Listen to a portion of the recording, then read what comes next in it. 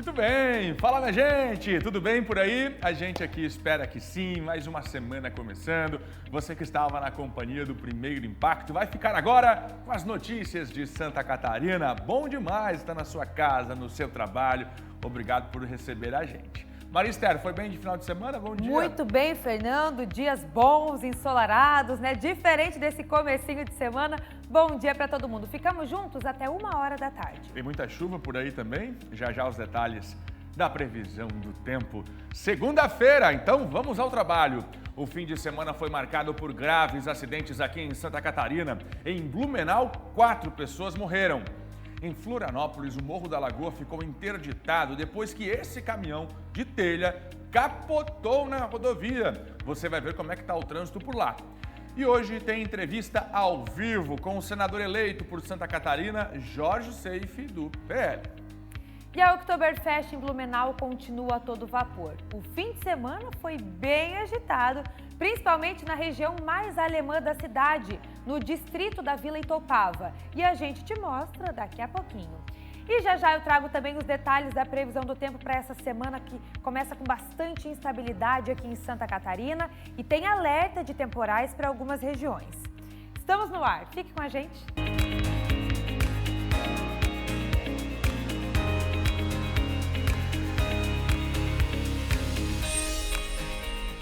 Maristela, quero deixar o meu carinho ao povo de Blumenau. Estive no Oktoberfest sexta-feira. Que festa bonita. Foi bom, Fernando. Lá. Que energia contagiante e é só o começo, ainda tem muita festa. Beijo, Blumenau. Muito obrigado pela recepção. Vamos ver como é que tá o tempo lá fora, como é que tá a chuva por aí. Esta é a pergunta que a gente faz para você nesta segunda-feira, Maristela. A gente começa com a Serra Catarinense, em Lages, bastante vento, a chuva desde cedo e a segunda-feira vai continuar assim, viu? Chuvosa em todas as cidades. Vamos ver o sul do estado, Criciúma na sua tela agora, aqui no SCC Meio-Dia, também com chuva desde as primeiras horas do dia. E o Mirante da Lagoa, aqui em Florianópolis, vamos dar uma olhadinha? Ih, aqui o dia tá mais feio ainda, né? Mais emburrado. Dia feio, segunda-feira começa mais emburrada. E a semana tá assim, gente, começando com bastante estabilidade aqui em Santa Catarina. É chuva para todo mundo. Nas regiões que fazem divisa com o Rio Grande do Sul, essa chuva é ainda mais intensa. E um outro destaque de hoje também é com relação às temperaturas, que não sobem tanto. Então, tem até um friozinho nessa segunda-feira. Na região oeste, não passa de 14 graus, amanheceu com 10. Meio oeste, mínima de 9, máxima de 14, com bastante chuva também. Região serrana, que a gente viu agora, Lages ali, máxima de 10 hoje. Sul do estado não passa de 16, também com muita chuva. Aqui da Grande Florianópolis, Vale, norte do estado e Planalto Norte, também chove, mas com menos intensidade. E as temperaturas, esquenta um pouquinho mais no norte do estado, região de Joinville, com 21 graus. E nas outras regiões, não vai chegar nem a 20 graus nesse comecinho de semana frio e chuvoso, Fernando Machado. Tempo bom para vender sombrinha no centro, hein, Maristela? Com certeza. Tempo bom para vender guarda-chuva. Tá começando a semana do debate aqui no SBT. Dia 15 tem debate entre os candidatos ao governo de Santa Catarina. Ainda tem campanha rolando, é isso mesmo. Aqui no estado, Jorginho Melo e Décio Lima vão disputar este segundo turno e você vai acompanhar as propostas. 5h30 da tarde, sábado, 15 de outubro, SCC10, a gente vai estar lá com todas as informações. Traz a imagem para a tela, irmão. Vamos começar a girar o estado por toda Santa Catarina. As ocorrências deste final de semana inacreditável, minha gente, o que aconteceu em Itapema. 11h34 da manhã você vai ver novamente. Este veículo invadiu a calçada e prensou essas jovens contra a parede. Veja a gravidade deste acidente. A Cris já está comigo ao vivo, direto da região do Vale, para contar como aconteceu esta tragédia. Você vai ver, olha o carro avançando, as meninas estão ali, o carro avança e prensa elas. Gente, inacreditável. Cris, como é que estão essas jovens? Conta pra gente, bom dia. Bom dia, Fernando. Bom dia a todos de casa. Olha, a Polícia Civil já instaurou inquérito para apurar o acidente. O atropelamento aconteceu na madrugada de domingo, dia 9, em Meia Praia, Itapema. Essas 3 jovens estavam na calçada, em frente a uma tabacaria, quando foram prensadas contra a parede por esse veículo Toyota Corolla com placas de Campo Grande, Mato Grosso do Sul. O condutor fugiu do local, mas o amigo ficou como testemunha. No veículo, a polícia encontrou copos com bebida alcoólica e também uma garrafa de uísque. O proprietário do veículo, que é pai do motorista, esteve no local, confirmou que era o filho que estava dirigindo, mas não sabia da sua localização, e o pai foi até o hospital para prestar apoio às vítimas. Todas as 3 jovens ficaram feridas, apresentaram lesões leves nas mãos, pernas, escoriações no braço e fortes dores pelo corpo. Mas a jovem mais grave, identificada como Bruna, foi conduzida com urgência ao Hospital Ruth Cardoso de Balneário Camboriú e, por conta da gravidade do impacto, ela teve que amputar uma perna. O delegado Aden Klaus vai ouvir o motorista entre hoje e amanhã. No domingo, o advogado dele esteve na delegacia apresentando o condutor.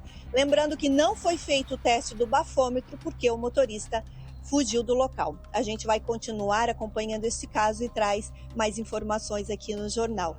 Volto com você ao estúdio. 11h36 da manhã, obrigado, Cris. 3 jovens foram atingidos por esse carro descontrolado. Agora a Polícia Civil vai ouvir o motorista. A suspeita sim é de embriaguez ao volante e uma das jovens teve a perna amputada. Este acidente aconteceu em Itapema. Olha só esse ônibus. Ele vinha do Paraná para Blumenau. O motorista percebeu que estava perdendo o freio. Olha só o que ele fez. Lá vai para a pista de escape. Você conhece? Naquele momento, o ônibus, com o contato com as pedras, acaba freando. É uma alternativa justamente para evitar tragédias nesta rodovia. Vinha com mais de 50 jovens esse ônibus, descendo a Serra de Guaratuba. O motorista relatou depois sentir que o freio estava assim indo embora. E aí foi para a saída de escape. Acertadamente salvou todo mundo. Ó o Felipe chegando comigo direto do norte do estado. Conta pra gente. Divisa com Santa Catarina, não é mesmo? Ainda no estado do Paraná, mas já divisa com Santa Catarina. E a informação é que esses jovens do ônibus estavam vindo para Blumenau. Diga lá, todos bem, hein, Felipe? Por sorte, poderia ter sido uma tragédia descendo a serra sem freio. Bom dia. Bom dia, Fernando. Bom dia a todos que estão assistindo o SCC Meio-Dia. É um prazer ter a sua audiência. Bom início de semana a todos. Exatamente, Fernando. O caso aconteceu, como você mesmo citou, na divisa entre Santa Catarina e Paraná, mais precisamente ali na cidade de Guaratuba. O motorista conseguiu evitar esse acidente, acabando acessando essa área de escape, que fica aproximadamente no quilômetro 667,3 da rodovia. Segundo a Arteris Litoral Sul, que é a empresa que administra a mesma, o motorista conhece o local e, quando sentiu que perdeu os freios, acabou lembrando dessa área de escape e utilizou a mesma, evitando esse acidente que poderia ser fatal. A concessionária acabou fazendo todo o atendimento, todos os passageiros desse ônibus acabaram passando bem, apesar do susto enorme. E segundo dados da própria Arteris, contando com o caso deste sábado, a área de escape da BR-376 já salvou cerca de 289 vidas. E se somadas também a área 671, já são 432 vidas salvas por conta dessa área de escape. Eu volto contigo no estúdio, Fernando. Obrigado, Felipe, pela informação. Por sorte, hein? Nesta área de escape, o ônibus foi para lá e conseguiu frear, salvando todo mundo. Olha, o final de semana da Oktoberfest, o primeiro deles, em Blumenau, foi marcado por violência e imprudência no trânsito da cidade. 4 pessoas morreram em 2 acidentes. Em um deles, o motorista bebeu cerveja antes de dirigir e foi preso em flagrante. Vamos ver na reportagem. Passava das 7h30 da noite deste domingo, quando o motorista do C4 Palace invadiu a pista contrária e atingiu em cheio um casal que estava na moto. Foi na rua Frederico Jensen, bairro Itopavazinha, região norte de Blumenau. Câmeras de monitoramento de uma empresa registraram o exato momento do acidente. As imagens impressionam pela violência da colisão. Jonathan Correia dos Santos, de 33 anos, e Maiara da Silva Gonzaga, de 30, estavam na moto. O casal morreu no local do acidente. Já o condutor do automóvel, Felipe Nascimento Catarino das Chagas, de 25 anos, foi submetido ao teste do bafômetro. O resultado apontou que ele dirigia sob efeito de álcool no momento do acidente. Ele foi conduzido até a central de polícia, prestou depoimento e em seguida foi encaminhado ao presídio regional de Blumenau. Ainda hoje, ele deve passar por uma audiência de custódia e vai responder pelo crime de trânsito. Um outro grave acidente também foi registrado na noite desse domingo em Blumenau. Foi em uma marginal da BR-470, no bairro Fortaleza. A colisão frontal entre um Fiat Uno e um micro-ônibus aconteceu neste trecho. 6 pessoas da mesma família estavam no automóvel. Uma mulher, passageira do Fiat Uno, morreu no local do acidente. O marido dela, de 52 anos, condutor do Fiat Uno, ficou preso às ferragens, sofreu fratura em uma das pernas, mas sobreviveu. No carro ainda estavam outras 3 crianças e um adolescente. Dos 4, 3 ficaram feridos. O bebê de 7 meses foi encaminhado em estado grave ao Hospital Santo Antônio. No deslocamento para o hospital, a viatura de resgate do Corpo de Bombeiros, que transportava a criança, se envolveu em um acidente neste cruzamento, no bairro Ponta Aguda.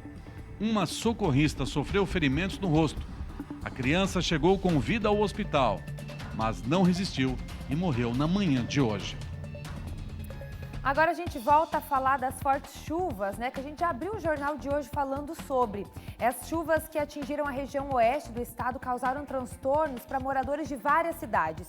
Teve registros de queda de barreiras em rodovias, além de alagamentos em alguns municípios. E o Felipe Bastos, ele está ao vivo agora em Chapecó e vai trazer mais detalhes para a gente. Quais cidades foram as mais atingidas, Felipe? Bom dia para você. Olha, Maria Esther, muito bom dia para ti, a todo mundo que acompanha o SCC Meio-Dia dessa segunda-feira. Pelo menos 3 cidades aqui do Oeste, então, registraram transtornos por causa das fortes chuvas. São Domingos, Ipuaçu e também São Lourenço do Oeste. Por lá, houve queda de barreira na SC 480. A Defesa Civil do município continua fazendo o levantamento para ver os estragos que causaram toda essa situação por lá. Inclusive, de acordo com informações da Prefeitura, não está descartada que a cidade decrete situação de emergência já nas próximas horas, viu?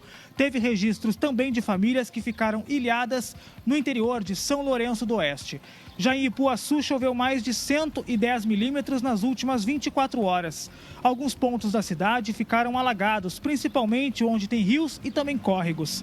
Na entrada da aldeia Pinhalzinho, por exemplo, no sentido Ipuaçu para Bom Jesus, um bueiro transbordou, danificando parte do asfalto e levando muita lama para a SC 480.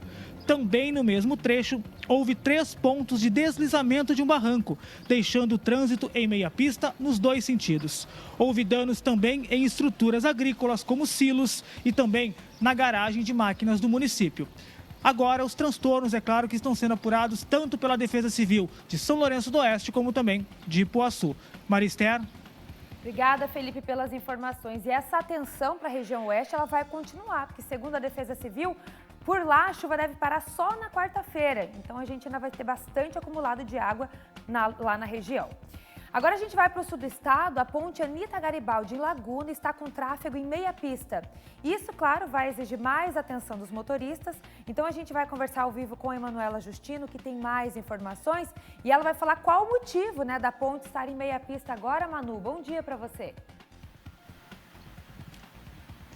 Oi, Maria Esther, bom dia Fernando e todo mundo que está acompanhando a gente. Por causa de um serviço de monitoramento das estruturas, então essa interdição de meia pista começou nessa segunda-feira e a previsão, segundo a CCR Via Costeira, que é a empresa responsável ali pela manutenção da pista, esse serviço vai até o final do mês. Já está devidamente sinalizado. Precisa, então, de uma atenção redobrada de quem passa por ali e também paciência, porque nesses casos o trânsito fica um pouco mais lento. Esse serviço é feito anualmente. As pessoas que passam por ali podem até não ver, né? Mas os trabalhadores, o pessoal que está fazendo o serviço, fica na parte de baixo da ponte. E segundo a empresa responsável, precisou interditar para que, então, o peso dos veículos, né? Se as 2 pistas estivessem liberadas, para não interferir, então, nos equipamentos que eles estão trabalhando. Então, pelo menos até o final do mês, a a ponte Anita Garibaldi segue em meia pista. Maria Esther, voltamos ao estúdio. Obrigada, Manu, pelas informações direto do sul do estado. Fernando. 15 para o meio-dia, a gente volta a falar sobre o Conselho Tutelar de Florianópolis. A gente mostrou aqui no SCC Meio-Dia o pedido de socorro de uma das unidades. As queixas eram sobre falta de estrutura, falta de espaço e até mesmo a ausência de internet. Agora o Ministério Público cobrou da Prefeitura soluções. A gente estava falando do Conselho Tutelar da região sul de Florianópolis, do bairro Campeche. Vamos ver o desfecho dessa história? O JP está lá no Ministério Público para entender qual a cobrança que foi feita para a Prefeitura depois, não é mesmo, do SBT trazer aqui no meio-dia a reivindicação dos conselheiros lá do sul de Florianópolis. O que será feito, hein, JP? Bom dia! Olá, Fernando, bom dia para você, bom dia a todos. É isso mesmo, depois da nossa reportagem na última semana, onde nós pudemos, assim, comprovar que a situação estava bem precária, principalmente no Conselho Tutelar lá do sul da ilha, aqui de Santa Catarina. Nós estivemos lá no lugar, inclusive temos aí imagens, a internet precária, também azulejos caindo da parede, as salas, elas são divididas com o arquivo, então não tem espaço que possa, assim, atender as crianças com sigilo, para poder manter o sigilo nos atendimentos. Então agora o Ministério Público aqui de Santa Catarina está cobrando a Prefeitura de Florianópolis por meio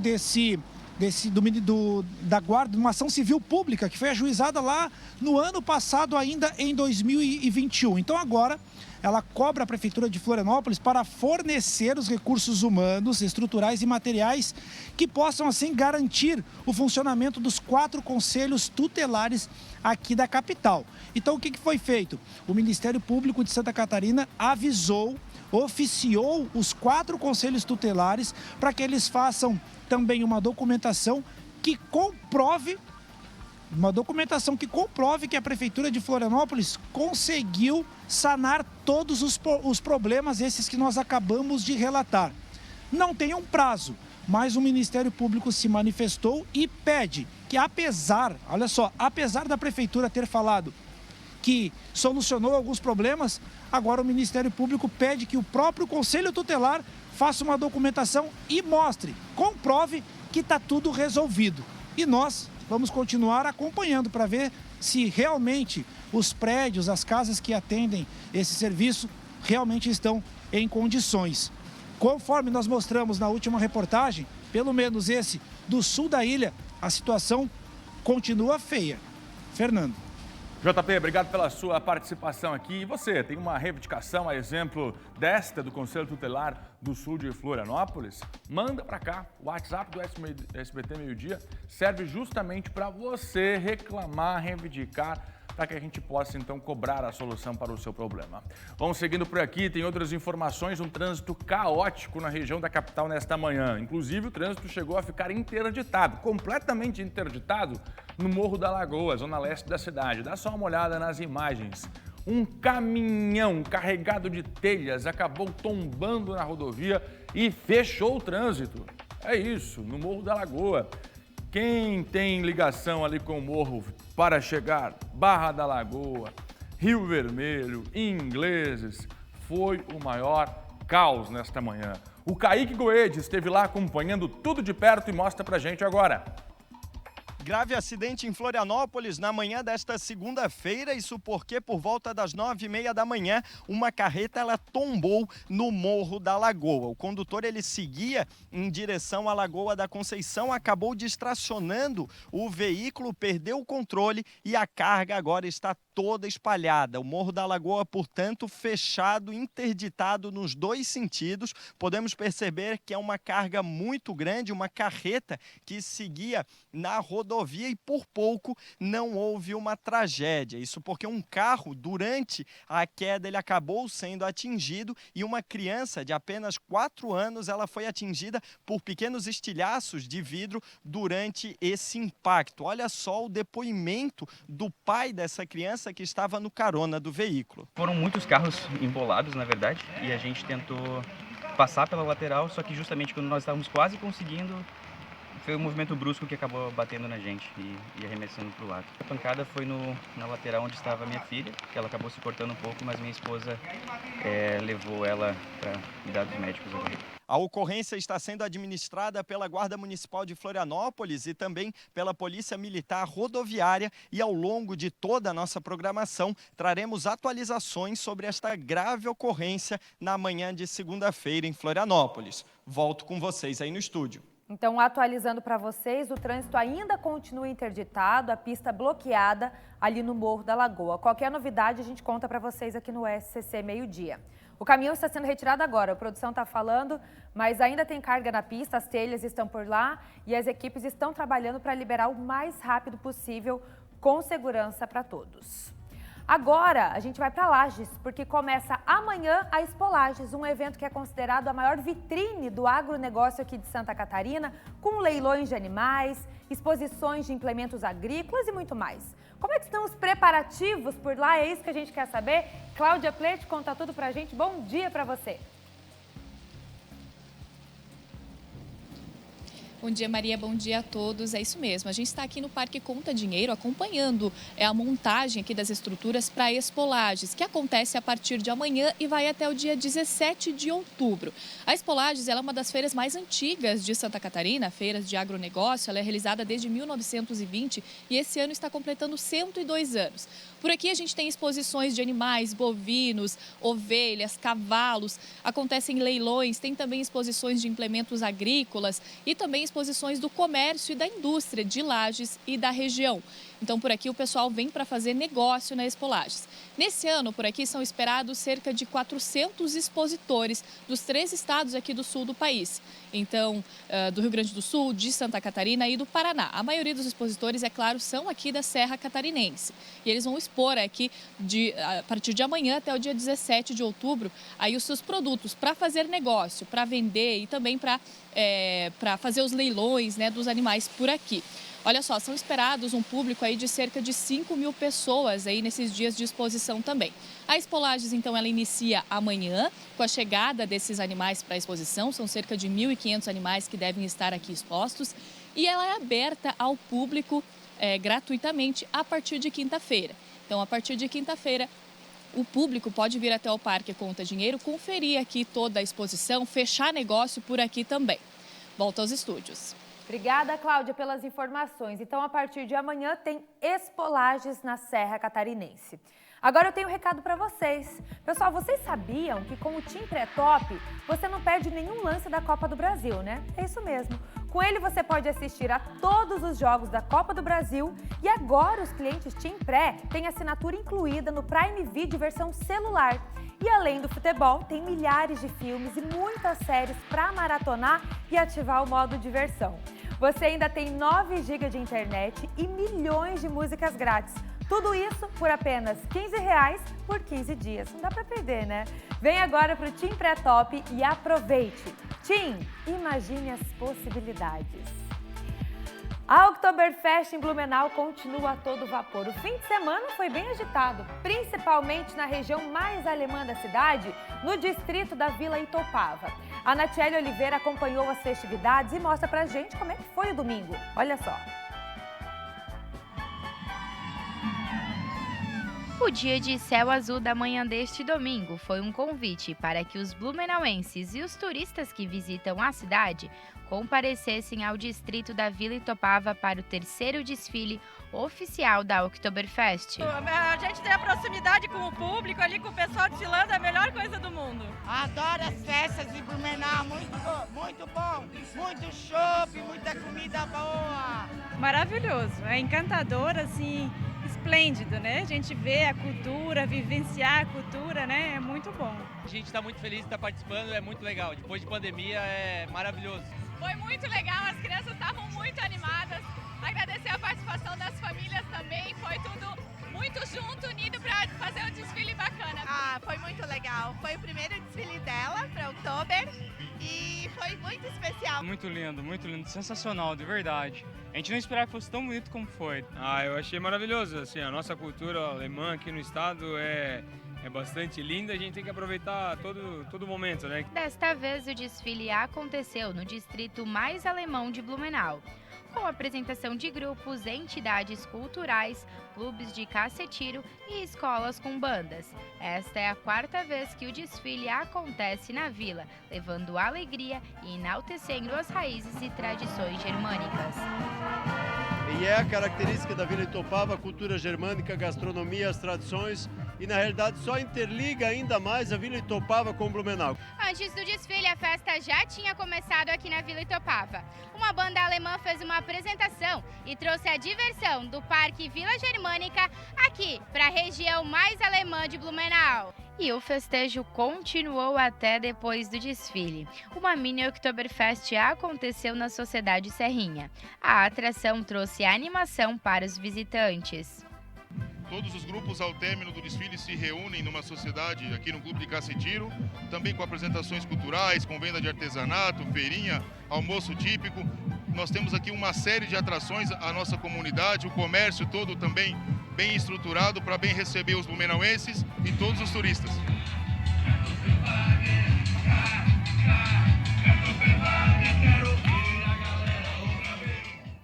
E agora a gente continua falando de Oktoberfest, porque esse foi só o primeiro final de semana. E a segunda semana da festa agora promete ser ainda mais movimentada. O PC está chegando por aqui ao vivo para contar mais detalhes do que esperar agora nessa segunda semana de Oktoberfest. Bom dia, PC. Bom dia para você, Maria Esther. Bom dia a todos. É semana de feriado, né? E a expectativa da organização é de um grande público para esta semana também, a partir de quarta-feira. Deixa eu trazer os números atualizados da Oktoberfest. 156.137 pessoas já passaram aqui pelo Parque Vila Germânica em 5 dias de festa. É um número que atende às expectativas da organização. Mais de 250 mil copos de chopp já foram consumidos, mais de 60 mil pratos de comida também. Então, quer dizer, até agora a organização considera um sucesso a festa até aqui. Estamos no 6º dia de Oktoberfest, com chuva aqui em Blumenau, mas para a Oktoberfest não tem tempo ruim. O público já é bom aqui no Parque Vila Germânica.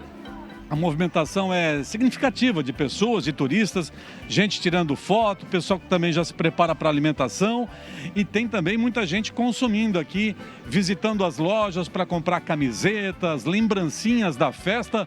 Olha como essa loja aqui está movimentada, aproveitando mais um dia, né, e faturando. A festa hoje aqui no Parque Vila Germânica, né, o baile, as animações, começam por volta das 19 horas. 19 horas, 7 bandas sobem ao palco hoje para animar o público. Vox 3, que é uma das bandas mais tradicionais aqui da região, sobe ao palco às 9h30 no setor 1 do Parque Vila Germânica.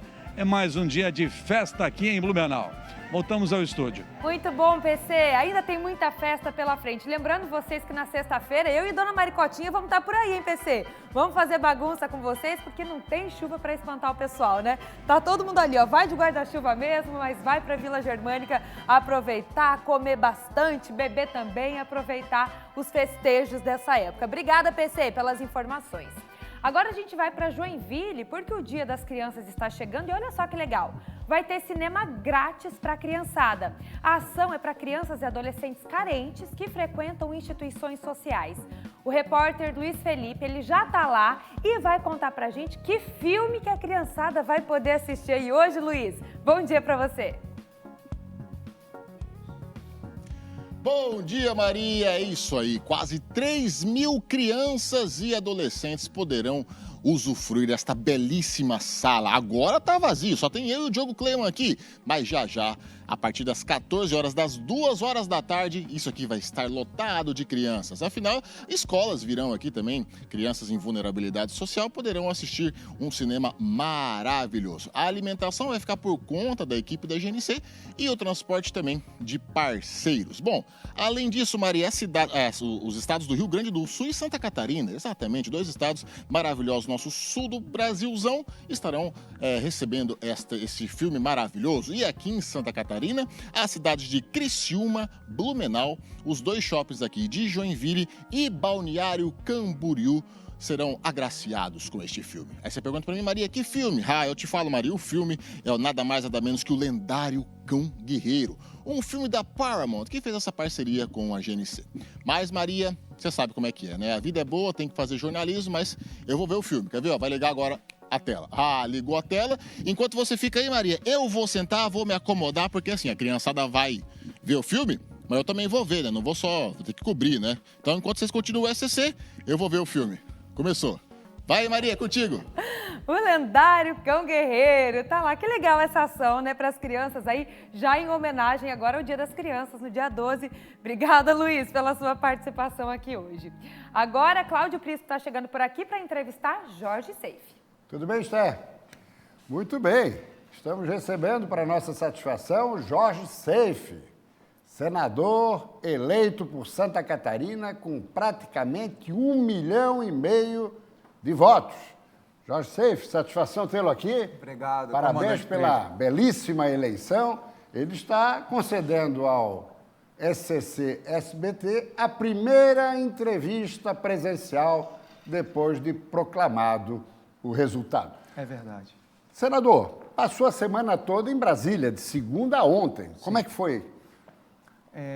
Primeiramente, boa tarde a todos. Satisfação. Obrigado pelo convite. Satisfação tê-lo aqui. Muito obrigado. E obrigado a cada um dos catarinenses que nos concederam essa grande votação, 1,5 milhão de votos. Eu que sou estreante na política, né? Então, o apoio aí do presidente Bolsonaro, do Luciano Hang, que nos afiançaram, e, logicamente, a confiança do povo catarinense. Eu só tenho que agradecer esse povo e devolver isso trabalhando incansavelmente lá em Brasília pelo nosso estado. Perfeito. Prisco, no domingo o presidente me ligou, no domingo passado, né, falando, Seife, vem para Brasília que essa semana nós faremos uma série de reuniões com governadores, com prefeitos, com deputados eleitos, com senadores eleitos e com o nosso núcleo duro, nosso núcleo rígido do marketing, da campanha para as estratégias do segundo turno. Então eu participei de todas essas entrevistas que tivemos lá com Caiado, Ratinho, Zema,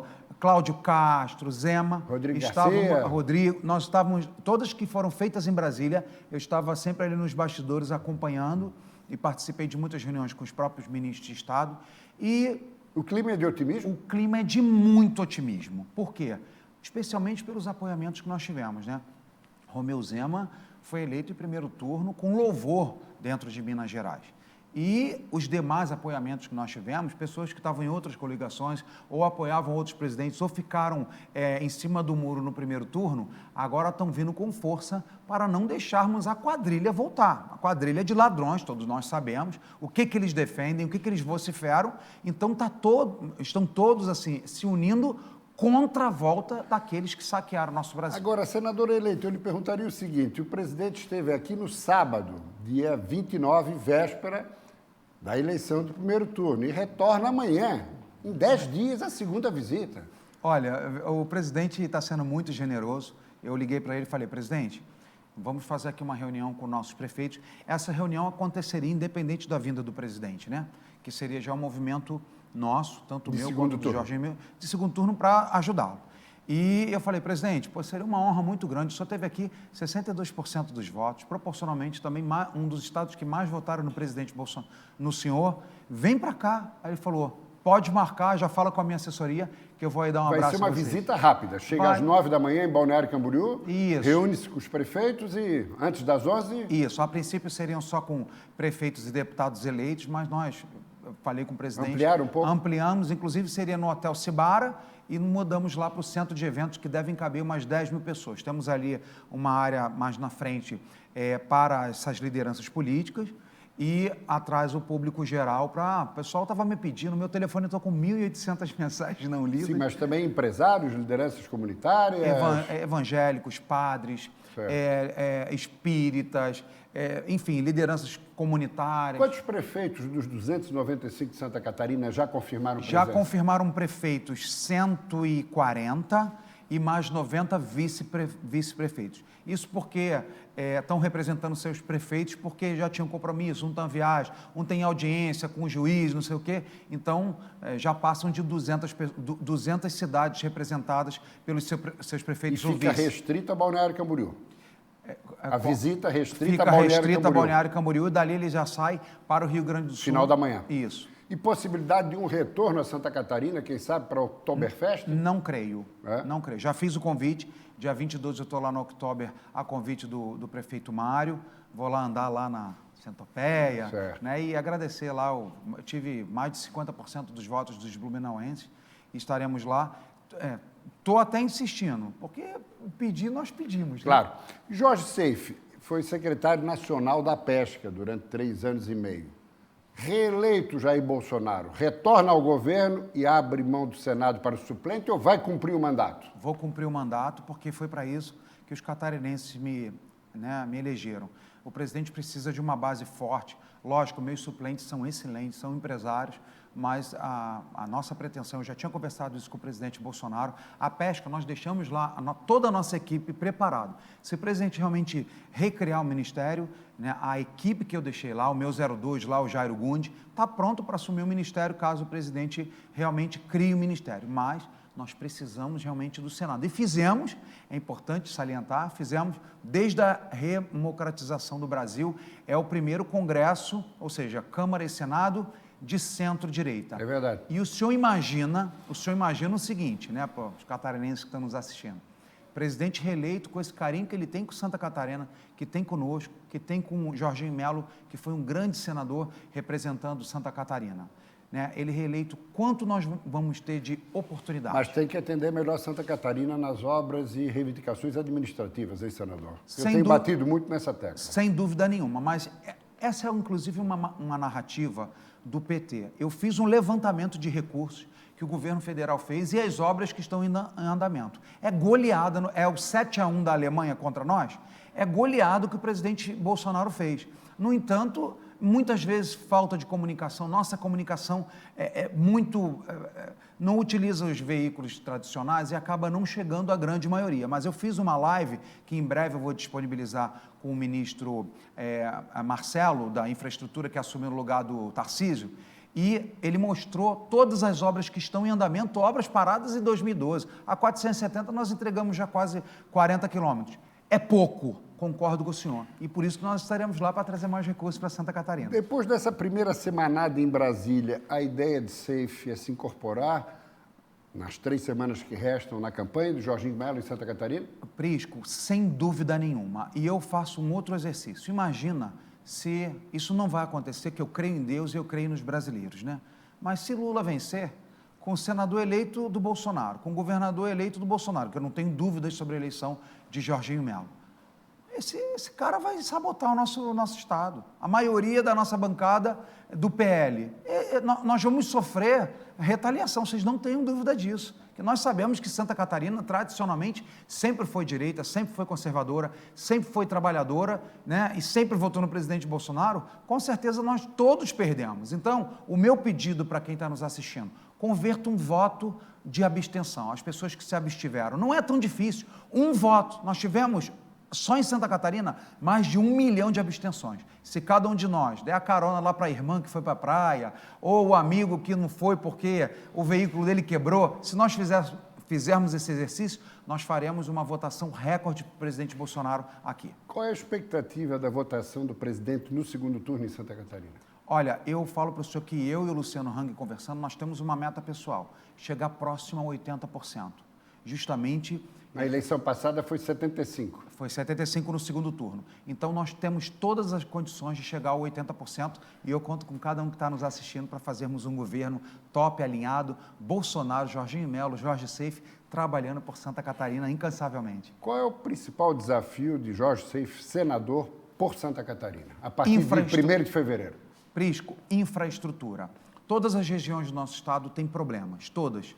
Um é um problema hospital, outro é máquina de raio-x, outro é o problema não tem uma delegacia, mas os problemas comuns que nos unem enquanto catarinense é a infraestrutura. E eu falo especialmente de BRs, de ferrovias, né, de aeroportos. Então, eu quero ser, né, eu me proponho, e ouvindo os catarinenses nesses quase mais de 30 mil quilômetros que eu rodei pelo Estado, é realmente trazer recursos para a nossa infraestrutura. Seja com proximidade com o executivo que nós temos, com a reeleição do presidente, que eu creio em Deus sobre isso, seja nas bancadas, né, nas emendas individuais, emendas de bancada, ir para cima realmente dos nossos deputados e pedir uma força-tarefa para nós concluirmos duplicações, ampliações, alças, enfim, trabalhar em prol da nossa infraestrutura, que hoje é um grande gargalo do Estado de Santa Catarina, inclusive para o agronegócio. Agora, o PL teve um desempenho estupendo em Santa Catarina. Além do senador, 6 federais e 11 estaduais. Olha, mais uma vez Santa Catarina orgulhando, né, e mostrando o seu exercício de carinho e de respeito ao presidente Bolsonaro.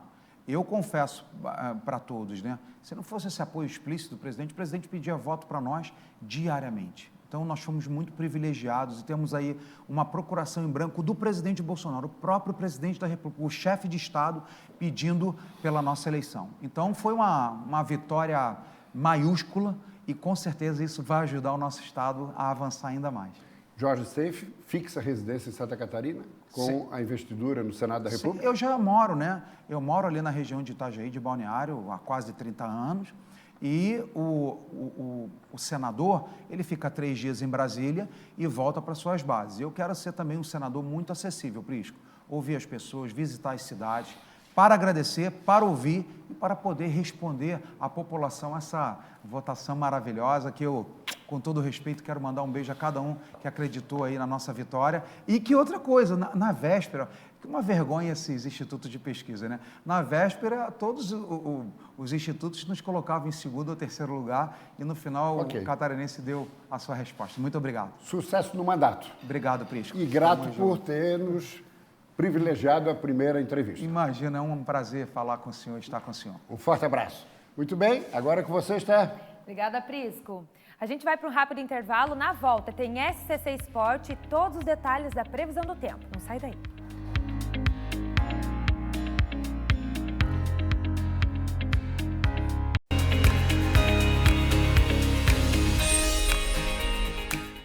Meio-dia 15, de volta com as notícias de Santa Catarina.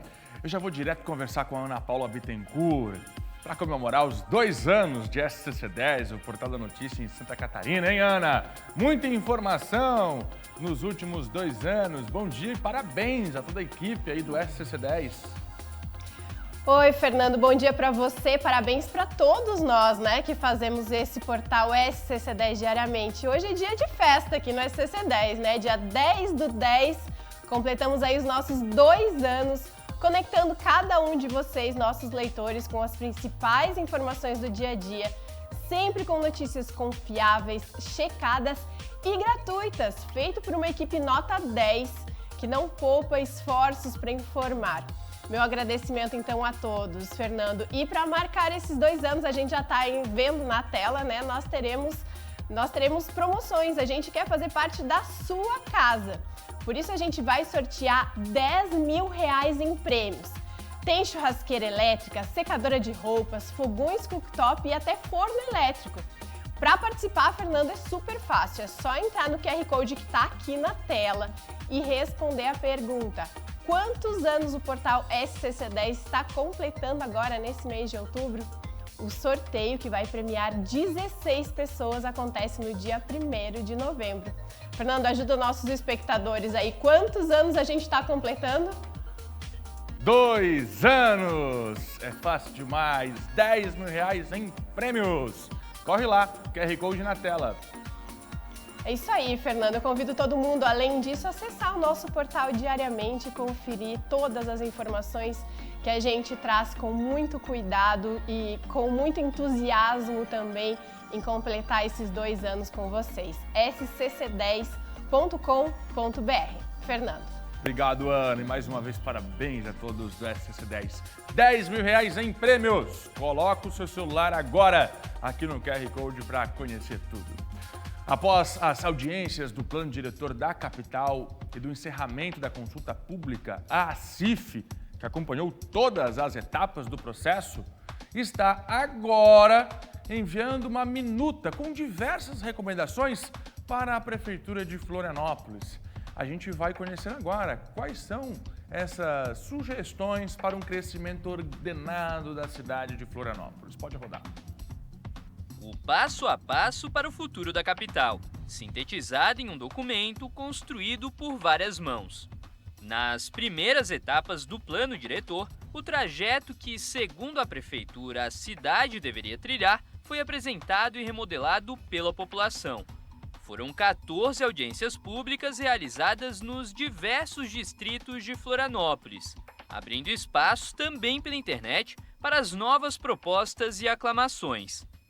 Após isso, chegou a vez das entidades participantes do Conselho da Cidade tomarem vez e contribuírem com a responsabilidade social de pensar a capital dos próximos anos.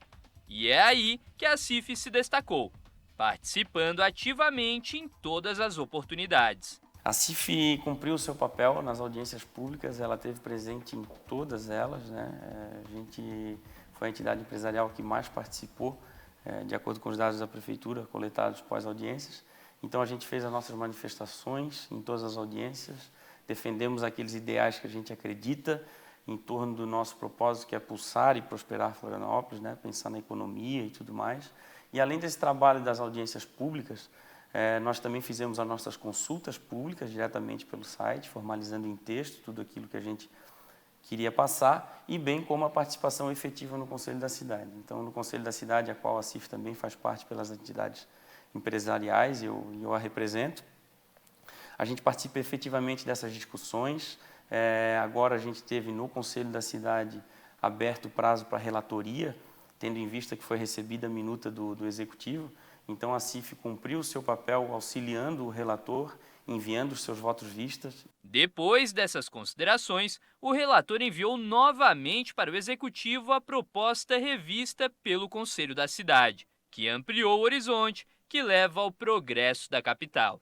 Uma coisa muito legal que foi, inclusive, contribuição do próprio Conselho da Cidade, foi o que a gente chama o TDC Verde, que é a transferência do direito de construir verde. Quem preservar, quem tem áreas a preservar, vai ser premiado pela essa preservação em índices construtivos para que possa outra pessoa construir em outro lugar ou ele mesmo construir em outro lugar. Ou seja, a gente passa a valorizar o verde como estando preservado. Mas, de norma geral, o que se pretende é oportunizar a regularidade de forma certa. Hoje a gente tem uma lei que quase que empurra muito do cidadão para a irregularidade. A gente está dizendo agora, olha, é possível fazer certo. Um dos principais pontos de alteração do plano diretor diz respeito à qualidade de vida da população, incentivando cada vez mais as centralidades distritais, o que na prática significa que o morador de determinado bairro vai poder estudar, fazer compras, trabalhar e ter os seus momentos de lazer tudo no mesmo local. Isso, claro, sem perder a peculiaridade de cada região.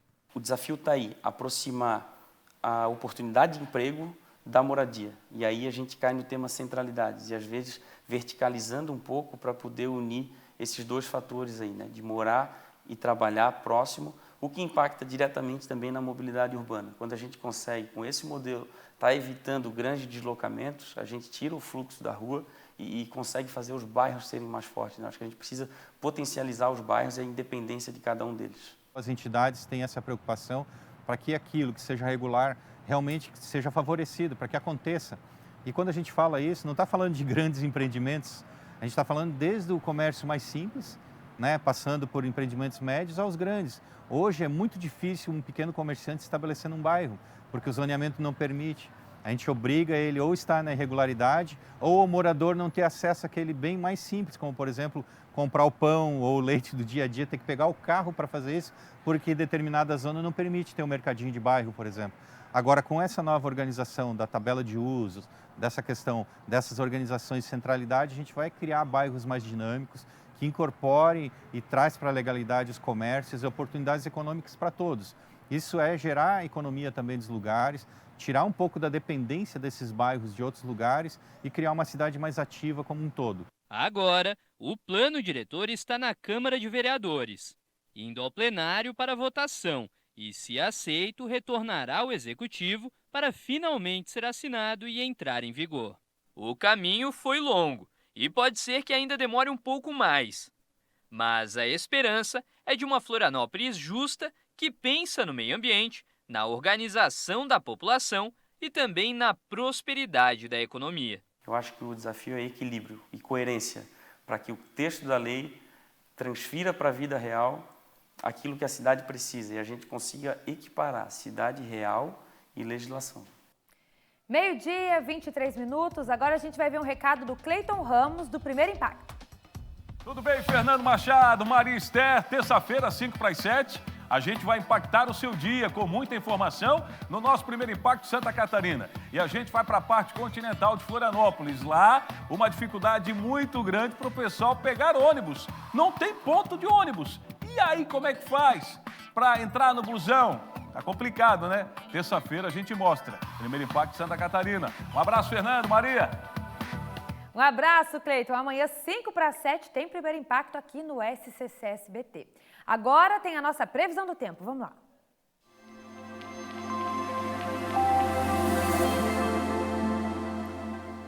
A semana está começando com bastante instabilidade aqui em Santa Catarina. Tem chuva em todas as regiões.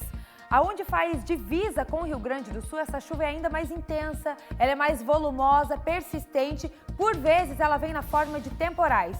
Então, do extremo oeste até o litoral sul, o risco é alto hoje para ocorrências como alagamentos, deslizamentos e também enxurradas.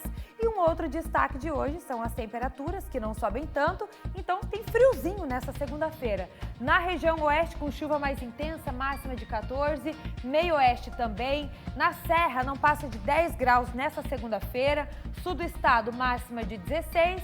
Grande Florianópolis e no Vale vai ficar entre 17 e 19 graus.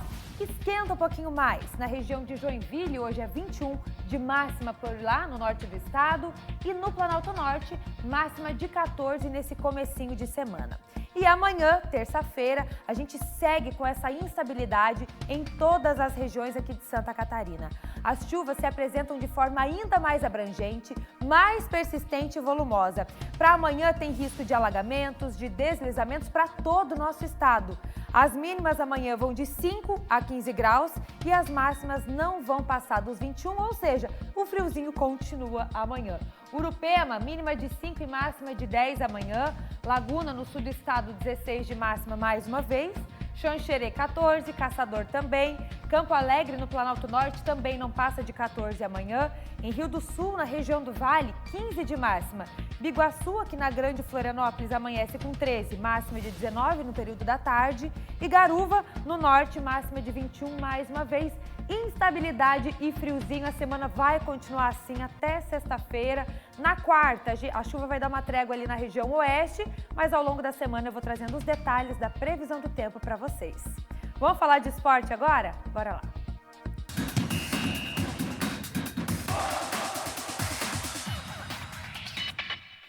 Dominique Cabral está chegando por aqui. Hoje nós temos os destaques do final de semana, né, Domi? Bom dia. Bom dia, Maria. É isso mesmo. Então já vamos começar falando de Brasileirão, que está chegando na sua reta final. E os times cada dia mais estão mais competitivos na busca dos seus objetivos. Bora ver os melhores momentos.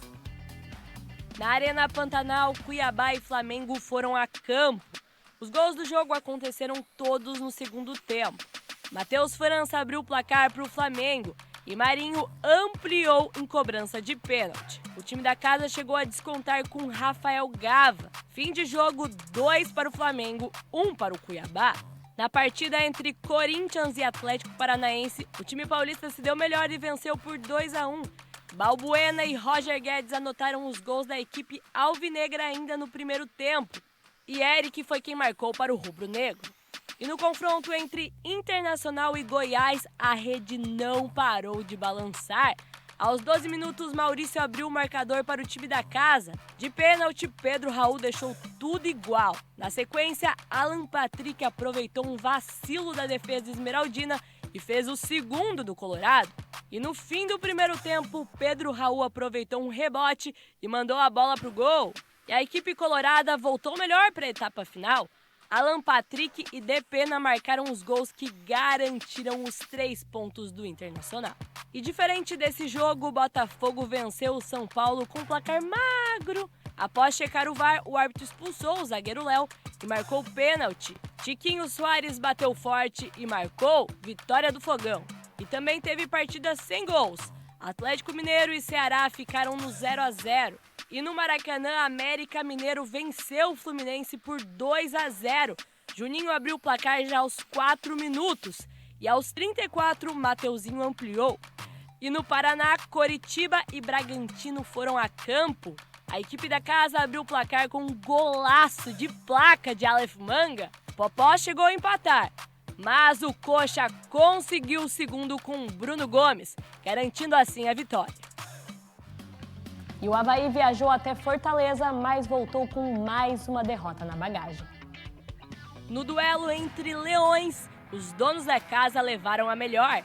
Thiago Galhardo e Hércules marcaram no segundo tempo e garantiram a vitória do Fortaleza. No primeiro gol, Galhardo driblou Bruno Silva após passe de Otero e chutou no canto direito do gol. No finalzinho do jogo, aos 44 da segunda etapa, Hércules fechou a conta.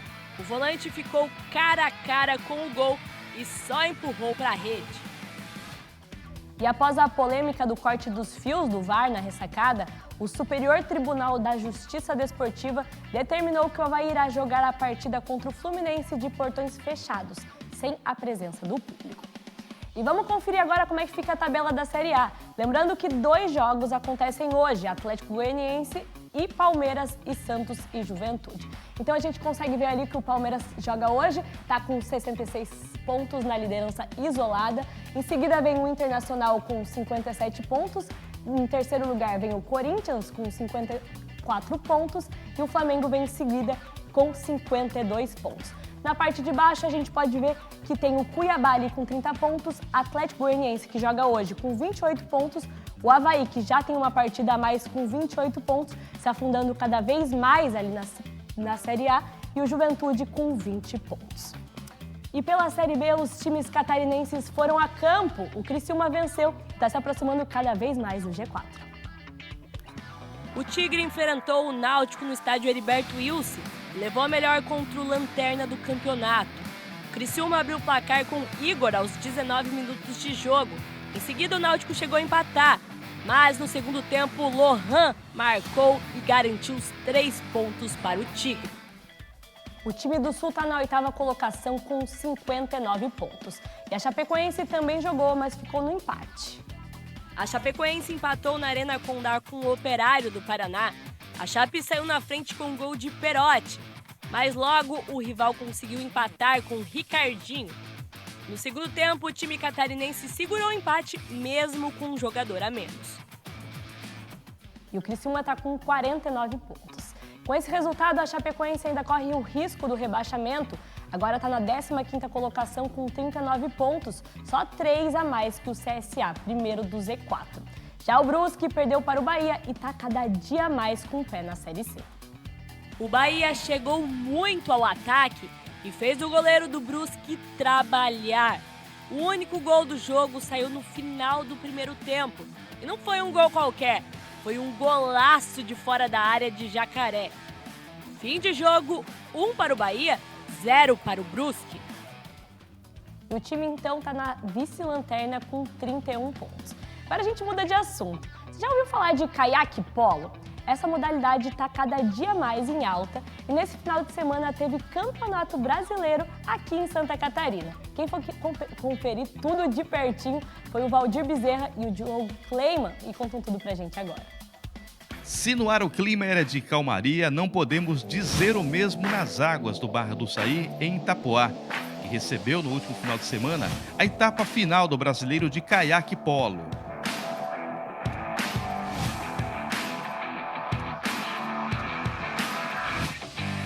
Para quem não conhece o esporte, as equipes são formadas por 5 canoístas, que utilizam remos e fazem arremessos. O objetivo é marcar gol no adversário. Mas deixa para quem entende do assunto explicar melhor. Esse faz parte de um seleto grupo de modalidades da canoagem brasileira, né?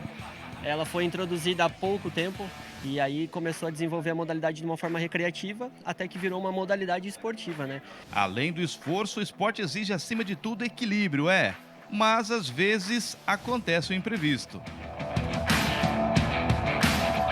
Sobre a competição, além das 21 equipes de 5 estados, incluindo Santa Catarina, o evento recebeu integrantes da seleção brasileira de caiaque polo.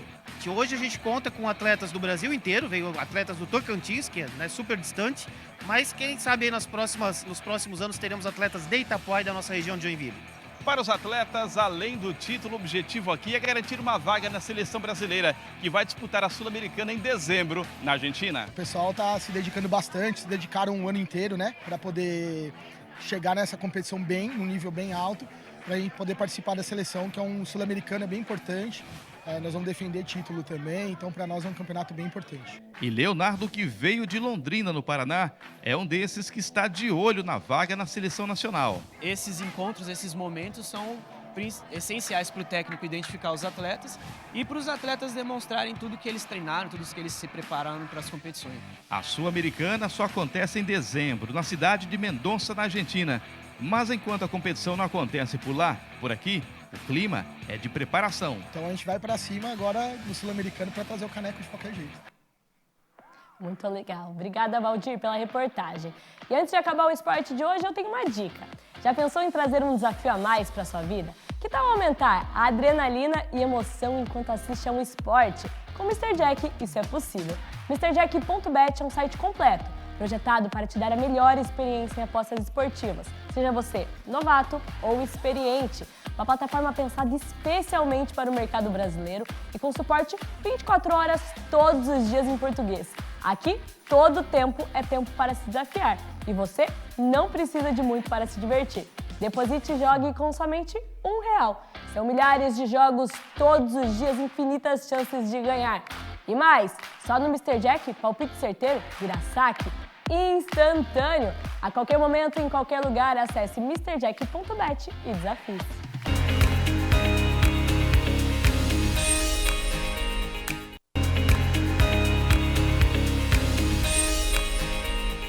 Estamos de volta, vocês sabem que daqui a pouco tem o A Tarde é Nossa e a Dona Maricotinha tá chegando para contar para vocês o que tem no programa de hoje. Olha só. E aí, queridezas? Semana nova começando, estão se informando no SCC Meio-Dia, já sei. Daqui a pouquinho, propaganda eleitoral e depois, gente, a tarde é nossa. Olha, hoje vamos falar sobre dicas, como cuidar do cabelinho das crianças. Semana das Crianças, vamos ter também aqui a presença de uma Miss Baby, um programa bem divertido, bem carinhoso, especialmente para vocês. A gente te espera. Até depois! Boa, Dona Maricotinha. Então, já, 1h15, tem o A Tarde é Nossa para vocês. 1h20 em ponto. Começa o A Tarde é Nossa depois do programa eleitoral. Agora sim, Cláudio Prisco está chegando aqui com o Fernando Machado. 20 para 1. Prisco já esteve no nosso meio-dia hoje. Boa tarde, Fernando, Esther. Ao vivo, o senador eleito Jorge Seife, pelo PL. E agora o Prisco retorna, agora com a coluna de política. Tudo bem, Prisco? Primeira entrevista presencial do senador eleito, Fernando, e que inclusive ele deu detalhes da presença amanhã, às 9 horas, em Balneário Camboriú, do presidente Jair Bolsonaro. Segunda visita em 10 dias, considerando a primeira, na véspera do primeiro turno, dia 29. Além dos prefeitos, também deputados, empresários, religiosos, profissionais liberais, tanto é que vão fazer no Centro de Convenções de Balneário Camboriú para um público ampliado. Vai ser aberto, inclusive, Exato, ao público. Mas vai ser rápido, até porque o presidente ainda no final da manhã já se desloca para o Rio Grande do Sul e ainda na terça-feira percorre um terceiro estado. O ritmo é frenético, meu caro Fernando. Vamos lá, 19 para 1. Os apoios aqui em Santa Catarina, Décio Lima garantiu o apoio de Maneca Dias, PDT. Lembra que na sexta nós comentamos aqui, e o PDT? E o Jorge Boeira? E o Dário Berger? Né? Sim. Então o PDT veio à luz do dia, mas com uma nota oficial muito xoxa, declarando apoio a Lula da Silva e a Décio Lima. A foto é antiga, ainda quando negociavam a participação do PDT na frente de esquerda, o que não foi possível, já que Dário emplacou ao Senado, em detrimento de Jorge Boeira. Então não teve encontro, foi um apoio meio meio envergonhado, tipo que meio compulsório, de Maneca Dias. Jorge Bueira não se manifestou.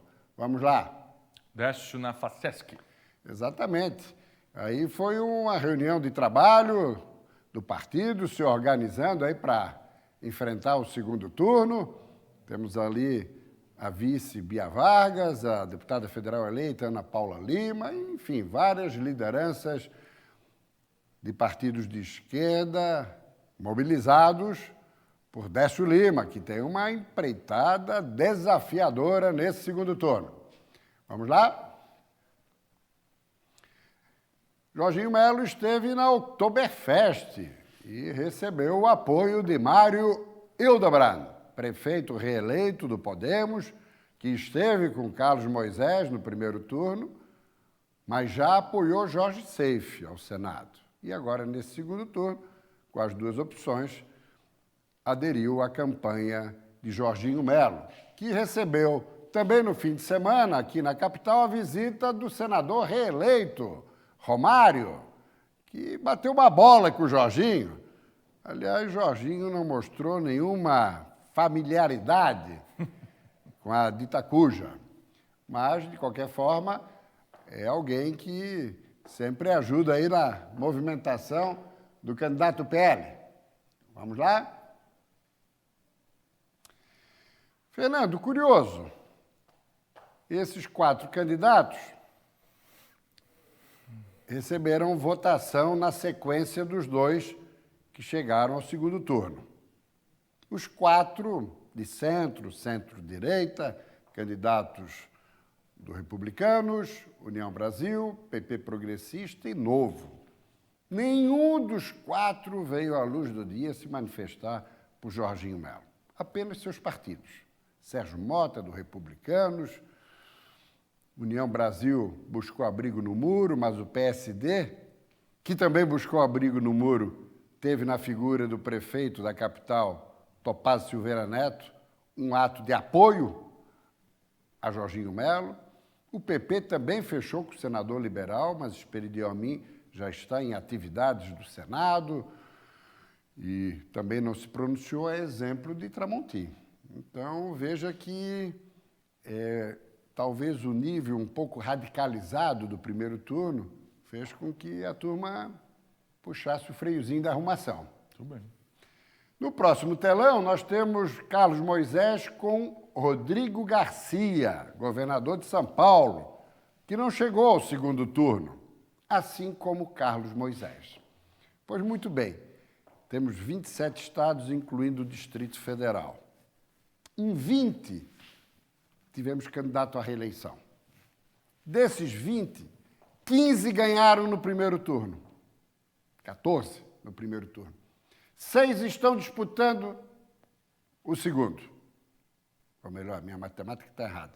Não, tem que sobrar 2. 14 se elegeram no primeiro turno.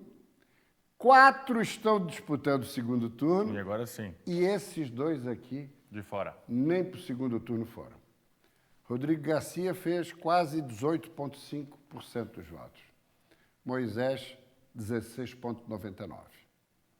Então, efetivamente, foram os governadores que tiveram a rejeição popular mais acentuada no Brasil.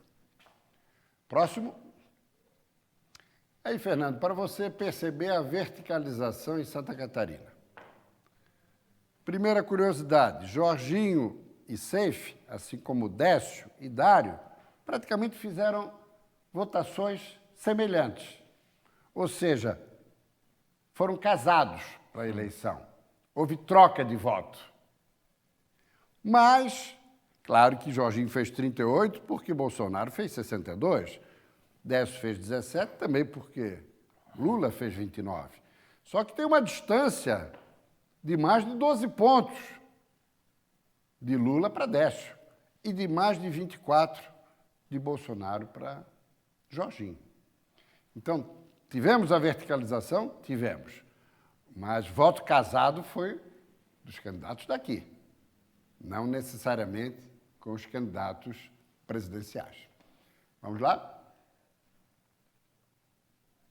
Esse foi o telão da última sexta-feira, que, em função do tempo, não foi possível avaliarmos um pouquinho. Eduardo Leite, candidato à reeleição, fora do mandato, porque renunciou, tentava a presidência da República, um movimento que não foi bem sucedido. E Raquel Lira, que foi para o segundo turno em Pernambuco com Marília Reis, do Solidariedade. E o PT fechou com Marília Reis. Estava tentando ficar na neutralidade, na expectativa de que o PSDB nacional fechasse com Lula da Silva, e isso não ocorreu, assumiu a neutralidade. Então, Bolsonaro vai respaldar Raquel Lira em Pernambuco. Não o fará com Eduardo Leite, no Rio Grande do Sul, porque o seu adversário, que foi à frente para o segundo turno, é Onyx Lorenzoni, correligionário de Bolsonaro. E o PT não acertou os ponteiros com Leite. Vai também vai liberar os partidários, os correligionários, os simpatizantes, os filiados, e não respaldará Leite. No Rio Grande, Onyx é franco favorito. Já em Pernambuco, a parada é indigesta, porque Marília Reis estava com quase 40 pontos, terminou com 23, e Raquel Lira com 20. Duas mulheres no segundo turno. E o candidato do PSB socialista não foi para o segundo turno. Danilo Cabral, PSB, que governa Pernambuco há 16 anos, desde Eduardo Campos. 8 anos, depois completado pelo vice-governador, porque ele concorreu à presidência e foi vitimado num acidente aéreo, e Paulo Câmara nos últimos 8 anos.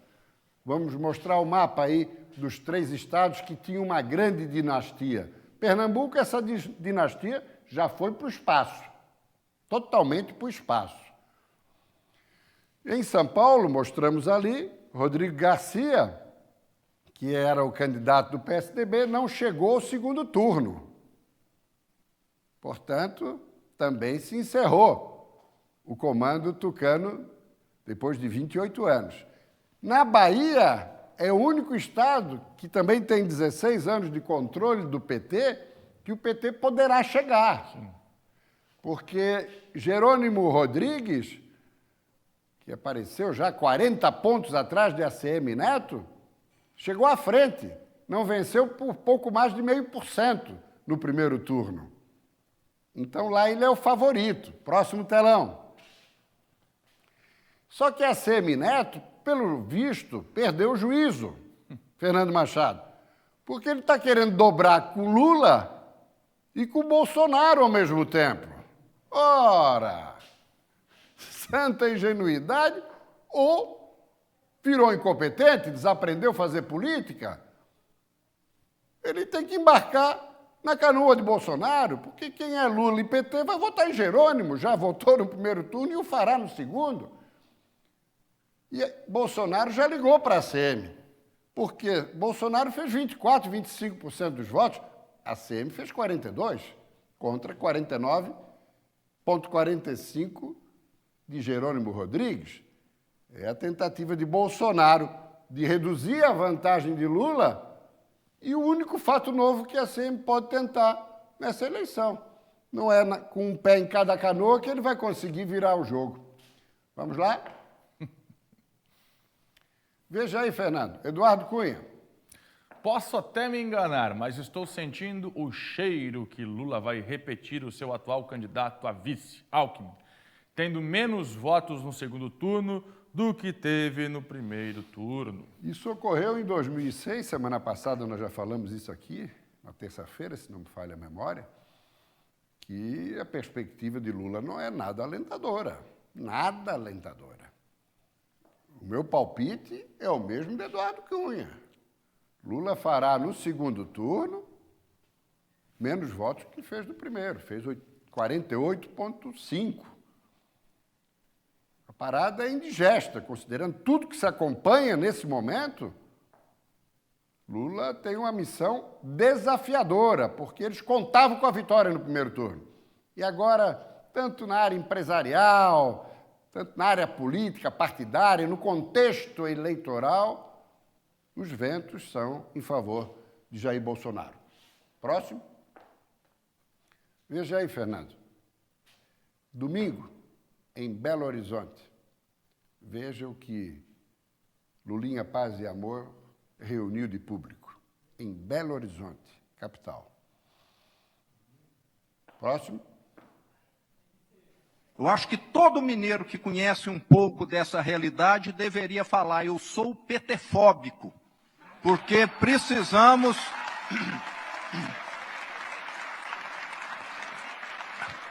Quem é mineiro tem obrigação de saber as tragédias, o caos, o sofrimento que um governo do PT causa. Só se sofrer de amnésia para poder querer que esse governo volte. E olhando um pouco para trás, o que os 15 anos de governo PT trouxe para Minas Gerais? Lá a vitória de Lula da Silva foi de 500 mil votos. Dia 14, Zema reúne 600 dos 800 e tantos prefeitos mineiros numa rodada com Jair Bolsonaro. E a contabilidade lá que o presidente, no mínimo, abra 1 milhão de votos, numa inversão de 1,5 milhão de votos, considerando o primeiro turno. E agora Lula. Primeiro eu quero deixar bem claro, o governador Zema, ele terá um problema de remorso ao não me apoiar. Ele tomar cuidado quando ele falar. Agora ele é livre. Tom ameaçador. Vingativo, como é bem próprio de Lula da Silva. Essa fala está editada. Foi um pouquinho maior.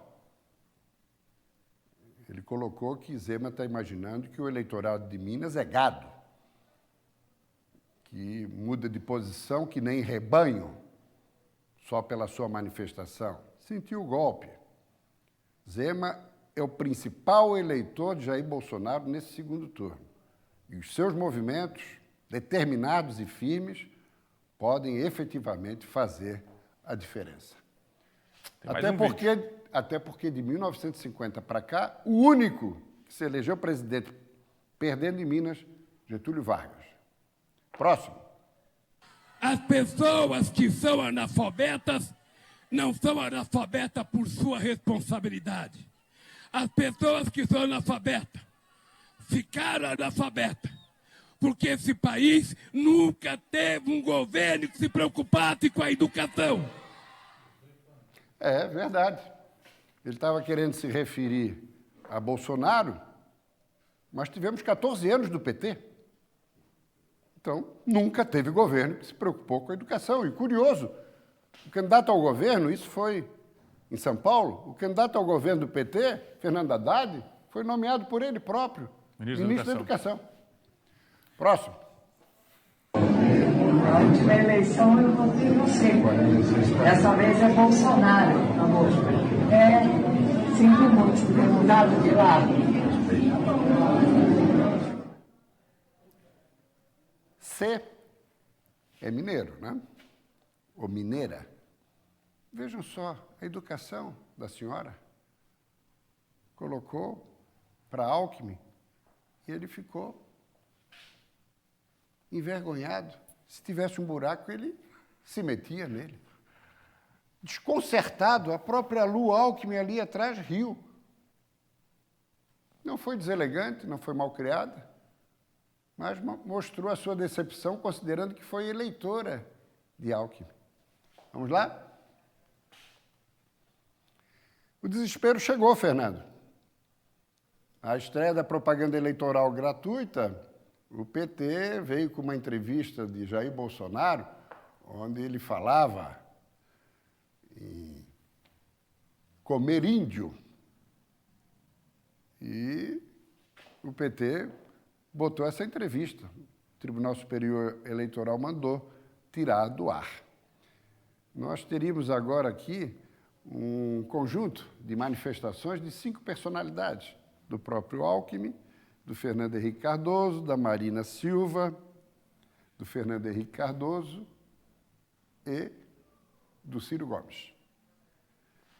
Colocando o que eles já falaram de Lula e agora, supostamente, de maneira meio envergonhada, estão a respaldar Lula da Silva. Mas deixamos esse videozinho para amanhã, porque só temos aí 30 segundos e aí vamos ser atropelados, literalmente, pela propaganda eleitoral gratuita, meu caro Fernando. É isso, Prisco. Lembrando que sábado tem debate aqui no SCC-SBT com os candidatos ao governo. 5h30 da tarde, a gente entra lá no SCC 10. Agradecendo a sua companhia nesta segunda-feira, desejando a você um bom início de semana. Vem aí a propaganda eleitoral, 1h20 da tarde, a nossa. Blumenau na sua tela. Tchau, gente. Cuide-se.